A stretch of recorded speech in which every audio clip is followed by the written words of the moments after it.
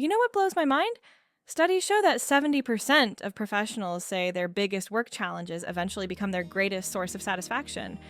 But here's the twist: most of us try desperately to avoid these very challenges. That's fascinating. How did researchers uncover this counterintuitive connection? Well, let me share this incredible story from an advanced researcher who perfectly illustrates this phenomenon. He described being completely overwhelmed by what he called an ocean of information. Imagine being handed thousands of research papers and told to just figure it out. Hmm, that sounds incredibly isolating.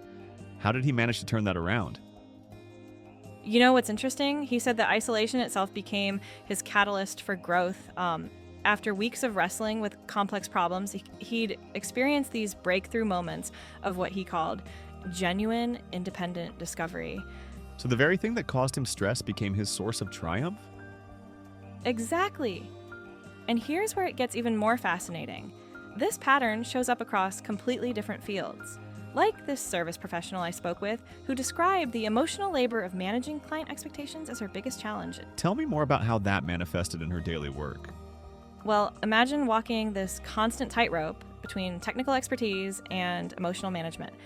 She said about 60% of her energy went into handling relationships and managing unrealistic demands rather than the actual technical work. That must be incredibly draining. Did she find any silver lining? Oh, this is where it gets good. She discovered that all that emotional investment created these profound moments of shared success. When a client's vision came to life, it transformed all that stress into what she called pure purpose. You know, that reminds me of recent research showing that professionals who embrace their work challenges are 40% more likely to report job satisfaction. And here's another layer to consider. Studies from the Harvard Business Review suggest that this challenge to reward transformation typically takes about 18 months to fully develop. That's quite a significant investment of time and energy. Right. And what's really striking is how this pattern repeats across industries. Take healthcare workers, for instance. A recent survey showed that 85% cite emotional exhaustion as their biggest challenge, but 92% say patient connections give their work meaning. So it's almost like these challenges are actually creating the conditions for meaningful work? Exactly that. And let me share something else that's fascinating. Research from MIT shows that what they call productive discomfort actually accelerates professional growth by up to 300% compared to staying in your comfort zone. That's a compelling argument for embracing challenges rather than avoiding them. And you know what else? The data shows this isn't just about individual growth.